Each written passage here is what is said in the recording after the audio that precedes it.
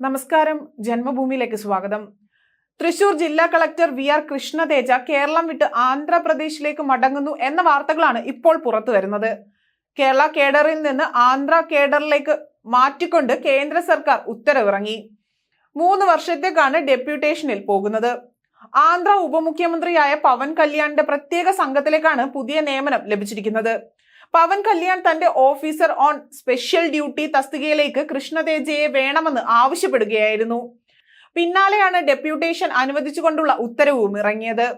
1 മാസം മുൻപ് കൃഷ്ണതേജ പവൻ കല്യാണുമായി കൂടിക്കാഴ്ച നടത്തിയിരുന്നു. കേരളത്തിൽ പ്രളയകാലത്തും കോവിഡ് കാലത്തും കൃഷ്ണതേജ നടത്തിയ പ്രവർത്തനങ്ങളാണ് ഉപമുഖ്യമന്ത്രിയുടെ ഓഫീസിലേക്ക് അദ്ദേഹത്തെ ആവശ്യപ്പെടാനുള്ള പ്രധാനമായ ഒരു കാരണമായി പറയുന്നത്. ആന്ധ്രയിലെ ഗുണ്ടൂർ സ്വദേശിയായ കൃഷ്ണതേജ 2015 IAS ബാച്ചാണ്. തൃശൂരിൽ സബ് കളക്ടറും ആലപ്പുഴയിൽ കളക്ടറുമായ ശേഷമാണ് തൃശൂരിൽ കളക്ടറായി അദ്ദേഹം എത്തിയത്. ടൂറിസം വകുപ്പ് ഡയറക്ടറായിരുന്നു അദ്ദേഹം.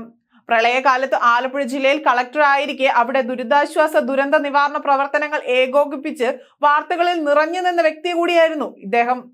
കോവിഡ് കാലത്ത് മാതാപിതാക്കൾ നഷ്ടപ്പെട്ട കുട്ടികളുടെ പഠനത്തിന് പ്രയോജനകരമായി കണ്ടെത്തുന്ന പദ്ധതിയും ശ്രദ്ധേയമായി മാറിയിരുന്നു.